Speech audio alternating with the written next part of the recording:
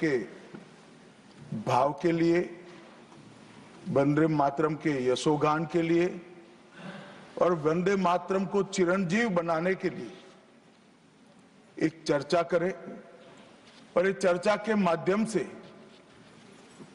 विशेषकर हमारे देश के बच्चे, किशोर, युवा, आने वाली पीढ़ियों तक वंदे मातरम का आजादी के लिए योगदान, वंदे मातरम गान की रचना में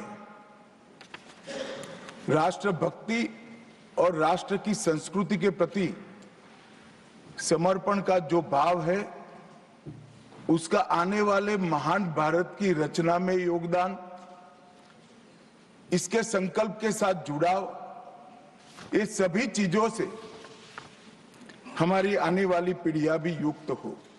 इसलिए मैं आपका और सदन के सभी सदस्यों का हृदयपूर्वक बहुत बहुत अभिनंदन करना चाहता हूं कि आज ये चर्चा यहां पर आकार ले रही है।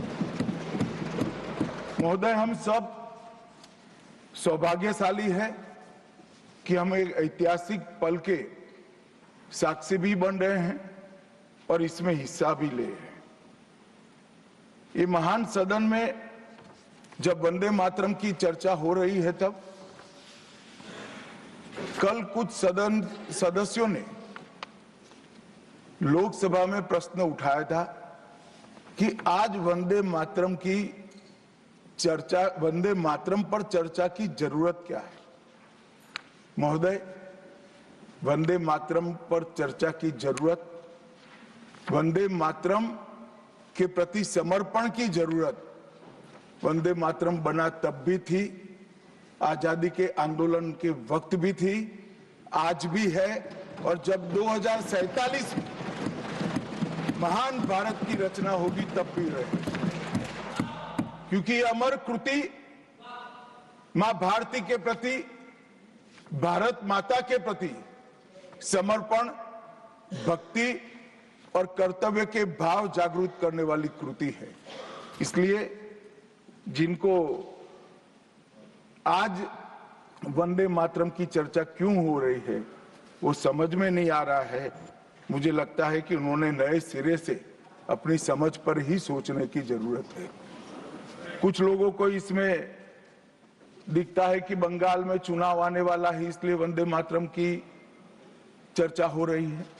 वो वंदे मातरम के महिमा मंडन को बंगाल के चुनाव के साथ जोड़कर कम करना चाहते हैं। ये सही है कि वंदे मातरम की रचनाकार बंकिम बाबू बंगाल में पैदा हुए, बंगाल में गीत की रचना हुई और आनंद मठ जिसमें बाद में वंदे मातरम समाहित हुआ, उसकी पृष्ठभूमि भी की बंगाल थी। मगर जब वंदे मातरम का प्रकटीकरण हुआ, वंदे मातरम बंगाल तक सीमित नहीं रहा था, देश तक भी सीमित नहीं रहा था। दुनिया भर में जहां पर आजादी के दीवाने थे वो गुप्त बैठक भी करते थे तो पहले वंदे मातरम का गान कर बैठक की शुरुआत। और आज भी सरहद पर हमारा जवान जब अपना सर्वोच्च बलिदान देता है, ये आंतरिक सुरक्षा के लिए देश के पुलिस का जवान सर्वोच्च बलिदान देता है, तो जब वो अपने प्राण त्यागता है, इसके मुंह पर एक ही मंत्र होता है, वो वंदे मातरम। मान्यवर, ये वंदे मातरम का गान, वंदे मातरम का गीत, ये भारत माता को गुलामी की जंजीरों से मुक्त करने का नारा बना था, आजादी के उद्घोष का नारा बन चुका था, आजादी के संग्राम का एक बहुत बड़ा प्रेरणा स्रोत बना था और शहीदों को अंतिम बलिदान, सर्वोच्च बलिदान देते वक्त अगले जन्म में भी भारत में ही जन्म लेकर फिर से मां भारती के लिए बलिदान करने की प्रेरणा वंदे मातरम से। और ये चिर पुरातन राष्ट्र को अनेक सदियों तक अपनी संस्कृति के रास्ते पर आगे बढ़ाने की प्रेरणा भी कई सारे मनुष्यों को इस वंदे मातरम से ही मिली।